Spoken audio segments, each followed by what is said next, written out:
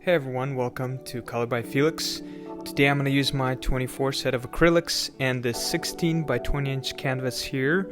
It's already pre-gessoed, ready to go. I'm using my paper palette and I'm going to use my blending brushes. I'm going to use two of them, so there's different sizes. I'm going to use all of them for different parts and I'll show you. And these are my brushes. Number 8, number 4, flat brush, and a detail brush, and some water. And basically all the materials I'm using are available at ColorByFeliks.com. You could see these acrylics. There's titanium white, black, and some greens. So I'm using some white right now, and I'm making 4 piles right now. And to create my first layer and the background colors, so I'm adding like a base coat, and so I'm gonna mix these colors real quick.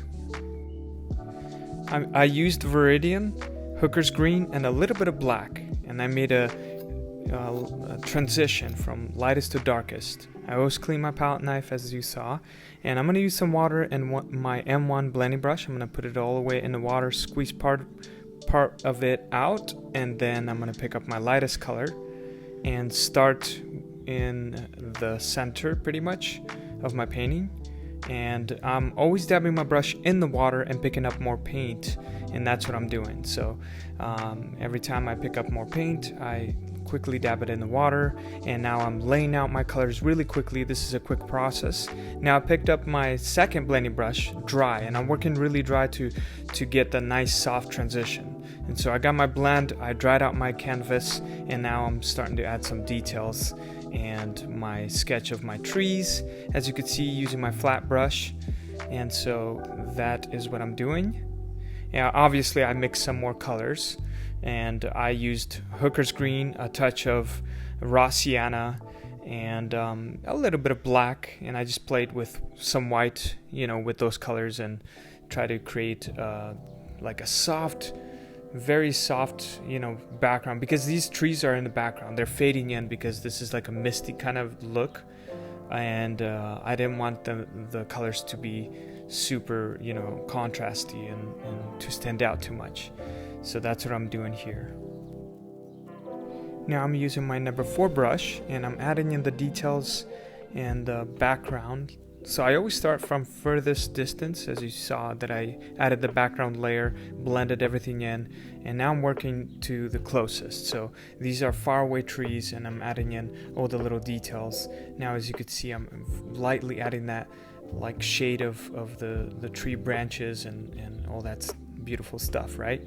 So I'm doing that right now, and now I'm gonna use my detail brush, and I'm gonna start. I always dab my detail brush in the water and swirl it onto my paper palette and the color that I'm using, and then that gives me a fine, nice line. So that's how I create these lines. Now I'm adding in some lime yellow mixed with white, and I'm using my number 4 brush to add in the branches and the leaves on these small trees and bushes. So that's what I'm doing, and I created a gradient like I did in the beginning. You saw I created a gradient of greens, so from light greens to a little bit of a darker greens. You'll start seeing me adding in all the layers, and basically, it doesn't have to look exactly like what I'm doing here if you're going to recreate this one or try to follow along this. Just mix your greens and it'll still look good. As you saw, I used my blending brush. I used again the same technique, mixed quickly, and I used some browns to get in the background of my ground, right? And now I'm adding some layers to my trees, and I'm using my flat brush, and you can see I'm sketching it out first. That's what I like to do always. I like to kind of quickly sketch it out first and then go back and add all the details. So there's never really a mistake in my paintings because you can always correct it. So now I'm adding, more trees. And this is, the fun part, because you could add your trees anywhere you want. You know, and that's kind of the fun part about like creating nature paintings, is that especially like trees or like, you know, forest or like the sky, the clouds, you can add it anywhere you want. There's really no mistake. So I'm using the greens again and adding in my so you saw the base coat. Now I'm going over and adding a little bit more detail with the darker colors of browns and greens. So that's what I'm doing right now, using my number 4. And now I'm going back to my detail brush and adding in more of the branches at the top. You could see in this part takes a little bit of time, but once I added that, I use my artist sponge brush, or it's a sponge, and then I lightly dab it in the paint, and then I like softly dab it on my canvas. And then once I got the sketch of that, the darks, you know, the dark greens and the lighter greens, then I go back with my number 4 and use more brighter greens and add in some more detail. You know, and that really makes your leaves pop out.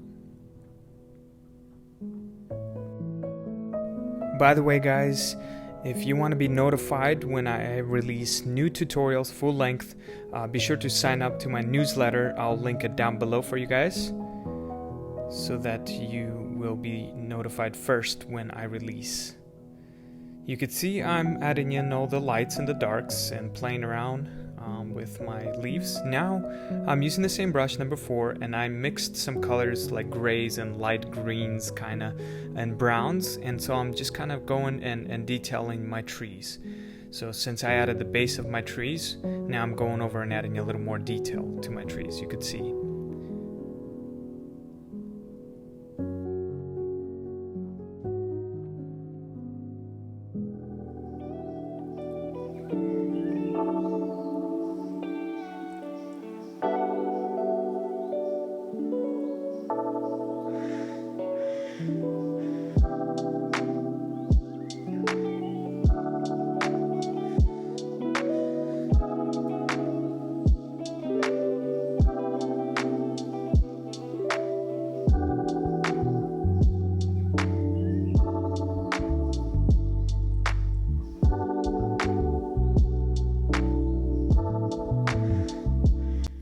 Now once I'm done detailing, I go back to my detail brush and I'm going to add some highlights and lighter, you know, some trees have these beautiful texture, you know, to create a little bit of a variety of trees, right? So that's what I did there. And again, with the detail brush, I'm adding it in my roots and adding in all the details from lights to the darks.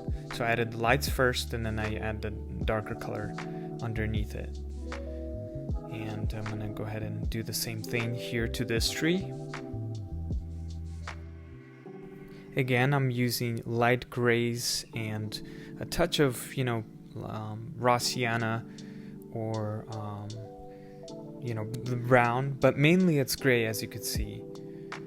Now I'm going over with my number 4, adding in the underneath the darker tones and making the tree stand out a little more, as you can see.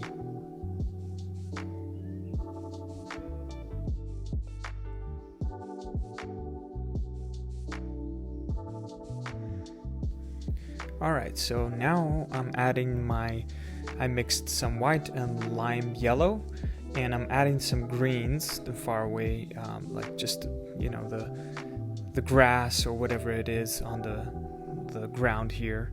And I'm just adding some yellows and lightly dabbing, as you could see. And now I'm working with my detail brush and I'm adding my purple flowers. Okay, so I mixed 3 shades of purple. So I used violet and added some white to it and created 3 shades from lightest to darkest, and I'm just adding it where I think it will look good. And then I go back with more detail, you know. And then, of course, finally, I sign my name once I think it's done. Now I'm gonna use varnish. You could use any varnish you want. This is a liquid varnish.